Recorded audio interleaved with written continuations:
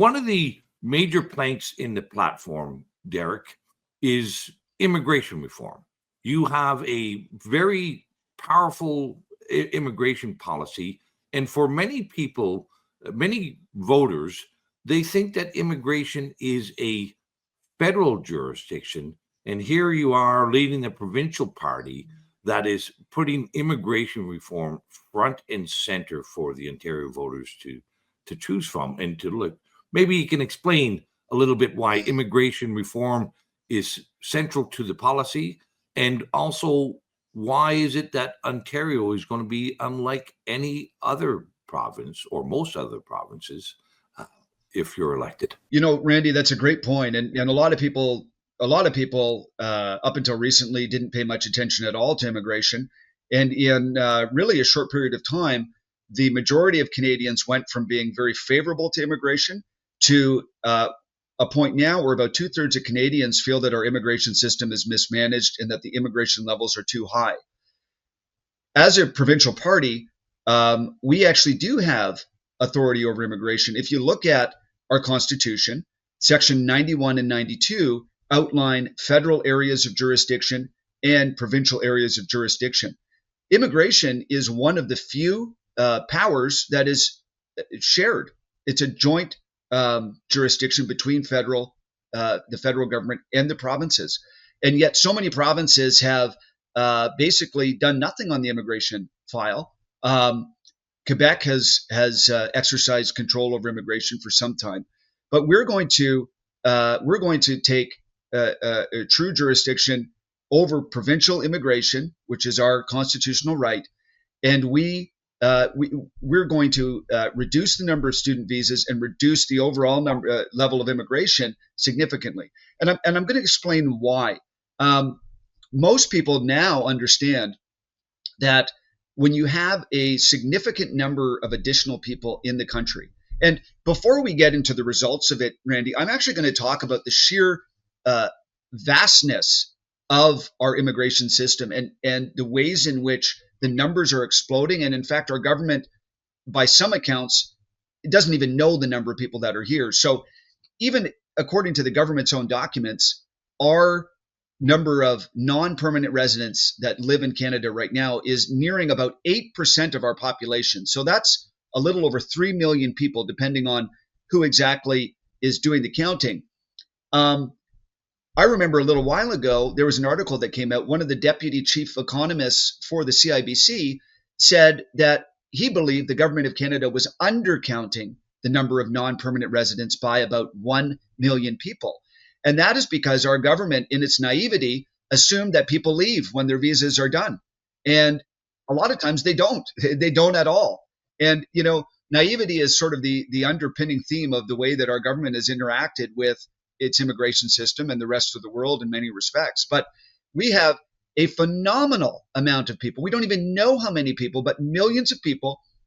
Just to take students as an example, there's many different classes of immigration. Students have increased by 10 times alone in Ontario in the last 20 years.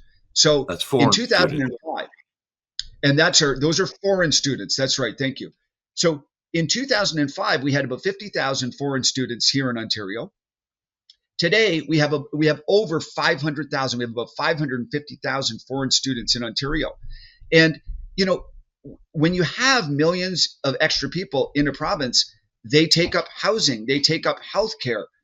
These are resources right now. We can't afford to have additional demand drivers pushing up housing prices. The other thing that I want to point out is that when we're talking about 550,000 foreign students, we're not talking about 550,000 surgeons or the best and the brightest. So some of them are, but we have seen a whole industry of scam strip mall colleges and less than reputable organizations that are literally fleecing these students. Some of them aren't even open. And the Globe and Mail has done a lot of investigative work on this front. They've shown up to some of these schools, and not all of them are scams, but they've been essentially unregulated in the sense that they've been able to just basically accept as many students as they want. And we're seeing these schools where the Globe and Mail will go to do an investigative piece during a school day, and nobody will be there. There's like, someone at the front desk. There's no students. There's no teachers, and these are, supposedly providing education. So these are not high-level education institutions. The students know the education is substandard. They know that it's just the price that you have to pay to sort of get into Canada. They're expecting to get a permanent residency out of it. The government knows this is happening. These poor students are mortgaging the farm at home. They're coming here. They're taking advantage of multiple provincial and other benefits that are paid for by the taxpayer. And they're, in some cases, putting out videos explaining how to get free food, how to take advantage of different parts of the system. And we're seeing certain food banks in Toronto refuse to accept students. And what has been happening is, people have been taking advantage of the system. They've been taking advantage of food banks and other places just to get their daily groceries. So the system is just getting out of control. It's getting crazy. Apparently, 50,000 foreign students out of that number that I told you aren't even going to class. They're missing. And this was another investigative piece that the Globe and Mail came out with. So there is a whole variety of scams, a whole variety of issues with the immigration system. A lot of that is, of course, not the fault of immigrants themselves. They're simply trying to come to Canada. But we have let the system get way out of control and mismanaged, and we're going to make sure we bring that back under control with an Ontario Party government. Well, thanks, Derek. And from what I recently saw, the government is estimating somewhere between 2 and 4 million people are here illegally. This is foreign students whose visas have expired, temporary foreign workers whose their visas have expired, refugees who have not gone through the refugee process and have just gone underground, and a whole step. But it is absolutely a mess when our own government cannot and does not know how many how many people are here illegally, and that brings up to the next point. In the platform is in immigration is the proposal to create the Immigration and Criminal Enforcement branch. So that's ICE. Many of our audience will know, have heard that a similar term in the United States.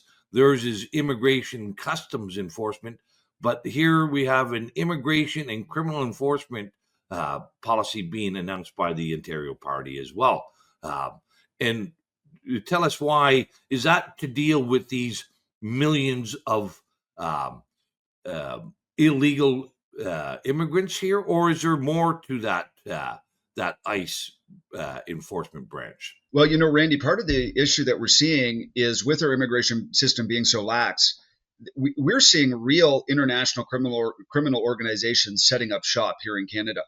And, when Donald Trump came out with his threat of tariffs and was speaking about the border and fentanyl and this kind of a thing, the government responded, well, it was only 25 pounds or 41 pounds of, fentanyl that crossed the border last year. This isn't that big of a deal. And then just a little while ago, the RCMP makes a bust of a fentanyl lab in BC. That's essentially the biggest bust in the history of fentanyl busts, and it's right here on Canadian soil. So we're seeing international criminal organizations set up shop here. They're obviously getting through both legal and illegal means here through our immigration system, but we need to make sure there's enforcement on that file. Yes, that's a police matter, but there's also an immigration element, and we need to make sure that as a province we're standing up for for immigration, for that provincial jurisdiction. And I just, there's something else I wanted to mention as well, which I didn't before. There's some real scams out there that are affecting regular people and affecting legal immigrants as well. And one of these scams is where a business, instead of hiring a Canadian person, will claim that they can't find one. They will then do a labor market impact assessment and bring in a foreign worker who has paid under the table for the privilege to do that. So there's a whole network of immigration agents and unscrupulous business owners where they will take a payment under the table from this person, make them work for free, pay them back their own money over a period. And we're talking $50,000, $75,000, Randy. This is not like $1,000 to grease the wheel. They're taking real money from these people. They're not hiring a Canadian person. They work for free, so it's basically indentured servitude. And then they cut them loose once they've paid them back the $50,000 that they of their own money, and they're working for them. They cut them free, and they do it again, and they do it again, and they do it again. And this kind of racket is happening right under our noses, and nobody's doing anything about it. So that is a crime. That is breaching the intent and the rules of our immigration system. We need to make sure that that is enforced. And both the federal and provincial governments know this is happening, and they're not doing anything about it. Well, that reminds me of all these scams. Just recently, one of Canada's major banks, the TD Bank, headquartered here in Toronto, was convicted of money laundering for the drug cartels starting in Canada. And they were fined over $3 billion in U.S. courts for that engaging in the drug cartels and the money laundering. But our own Crown attorneys here in Ontario refused to lay any charges. So that's just one other element. And I guess, yes, we've seen this rampant and uncontrolled immigration that has impacted the ability for our youth to get jobs. It has impacted people's ability to buy homes with so many new immigrants. It's impacted our healthcare. It impacts most every part of the lives of Ontario people. So it's great to see a moratorium on immigration and the establishment of a new immigration and criminal enforcement branch in Ontario. You know, Randy, it's funny because this immigration thing has gotten so out of control.